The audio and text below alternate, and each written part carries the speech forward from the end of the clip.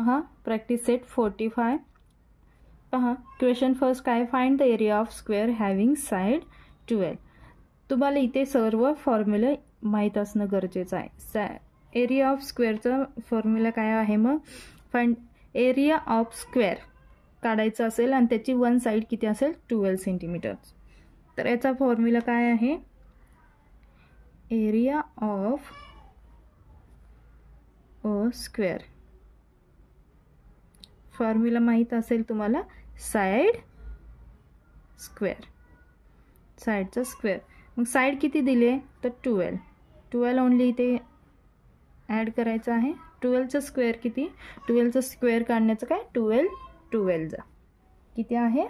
इथे तुम्हाला शिकवलंच असेल की स्क्वेअर कसे करतात. त्या संख्येला मल्टिपल केले की त्याचा स्क्वेअर होतो. 2 2 जा 4, 2 1 जा 2 आणि 2 1 जा 2, 1 1 जा 1, 4 4 1 किती आलं त्याचा 144 144 सेंटीमीटर. इथे जर सेंटीमीटर दिला असेल तर इथे पण सेंटीमीटर येणार आहे. 12चा स्क्वेअर किती आला, area of square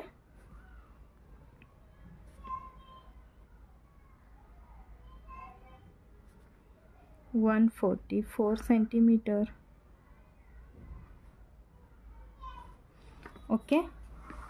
second question आहे, the length of rectangle is 15 centimetre and breadth is 5 centimetre. Find the area. आता एरिया ऑफ रेक्टँगलचा फॉर्म्युला पण तुम्हाला माहीत असणं गरजेचं आहे. तर एरिया ऑफ रेक्टँगल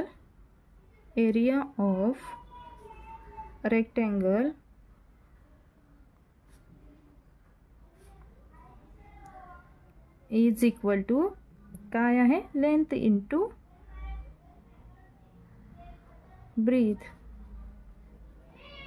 खूप इझी प्रॅक्टिस सेट आहे. ब्रीथ लेंथ किती दिले आहे त्यांनी, length of the rectangle 15 centimetre into breath किती दिले 5. 15 5 जा किती येतो 75. जर त्यांनी सेंटीमीटरमध्ये दिलेलं आहे तर तेव्हा सेंटीमीटर लिहिणं गरजेचं आहे.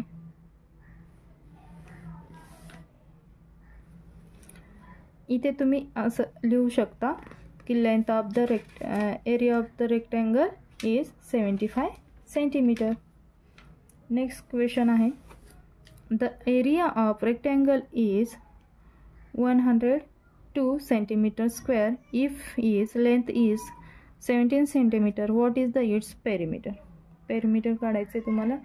The area of rectangle, first area of rectangle काय आहे फॉर्म्युला आपला, length into breadth. Rectangle is length into breadth. Short फॉर्ममध्ये देते तुम्हाला. त्यांनी काय सांगितलं, रेक्टँगल एरिया ऑफ रेक्टँगल दिलेला आहे 102 is equal to one side दिलेली आहे लेंथ ओनली, तर 17 इंटू ब्रीथ काढायला सांगितलं. तर the breadth of rectangle is, पहा इथे काय होणार आहे, इकडे जेव्हा मल्टिपल असतो तर इकडे जाऊन काय होतं, नेहमी 17 इकडे घ्यायचं आणि बीच आपल्याला सेंटीमीटर काढायचं. तर 17 इकडे येणार आहे is equal to be as it is इथे राहिला. तर 17 1 जा 17, 17 पहा 6 जा येतो. करून पाहायचं आहे तुम्हाला. जर 17 6 जा 42, 6 1 जा 6 आणि 4 10. 17 6 जा 17 1 जा 17, 17 6 जा 102. तर बी इज इक्वल टू 6 सेंटीमीटर आलेलं आहे. तुम्ही इथे असं लिहा किंवा बी इज इक्वल. आता काय सांगितलं, पेरिमीटर ऑफ द रेक्टँगल. आपल्याला तर लेंथ आणि ब्रीथ भेटलेला आहे, तर त्याचा पेरिमीटर काढायला सांगितलेलं आहे. The perimeter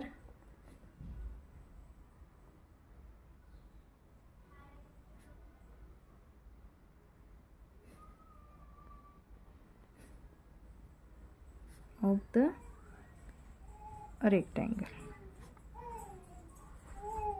is equal to किती आहे 2 into length plus b. हा फॉर्म्युला तुम्हाला माहीत असणं गरजेचं आहे. फक्त हे एरिया काढण्याचं फॉर्म्युला आहे, एरिया ऑफ रेक्टँगल, आणि हा पेरिमीटर ऑफ द रेक्टँगल. याच्यामध्ये कन्फ्यूज व्हायचं नाही. सर्व फॉर्म्युले लर्न करणं कंपल्सरी असणार आहे. 2 लेंथ किती आली आपली त्यांनी ऑलरेडी दिलेली आहे 17 प्लस ब्रेथ किती आलेले आहे 6. तर 17 प्लस 6 किती येतो इंटू 23 2 जा 46. इथे सेंटीमीटरमध्ये म्हणून सेंटीमीटरमध्ये आपला आन्सर किती आलं 46. इथे लिहू शकता the perimeter of the rectangle. हे सेम ॲज इट इज खाली. क्वेश्चन नंबर 4 आहे if the side of square is triple how many times will its area be compare to area of the original square. आता त्यांनी सांगितले की sides of स्क्वेअरच्या एका स्क्वेअरच्या sides triple आहेत. तर how many times will its area be compare to the area original स्क्वेअरच्या compare केलं तर त्याची साईड किती टाइम्स येईल हे आपल्याला काढावं लागणार. तर पहिला आपल्याला साइड्स ऑफ स्क्वेअर कन्सिडर करावं लागणार आहे. तर let the side of the square be a centimetre. A हे कन्सिडर केलं आपण. Then its area a square. Area काढण्याचं एरिया ऑफ स्क्वेअर काढण्याचं फॉर्म्युला काय आहे साइड स्क्वेअर. तर आपण काय केलेलं आहे साइडचं काय केलेलं आहे की ए कन्सिडर केले म्हटलं की ए स्क्वेअर हे होईल. Then its area okay.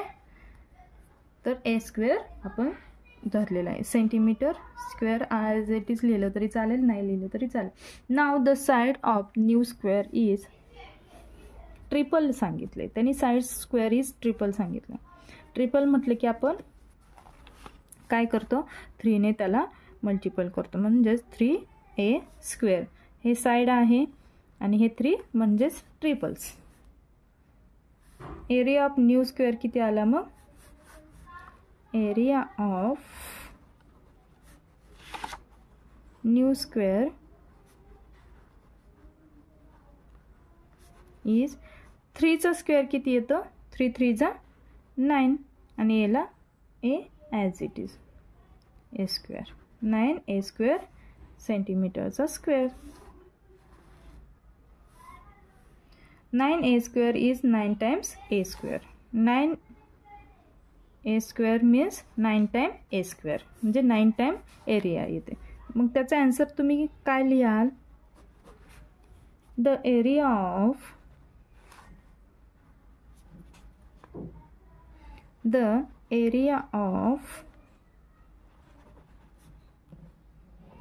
the new square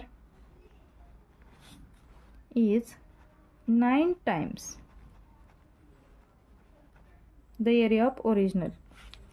इथे लिहिते मी the area of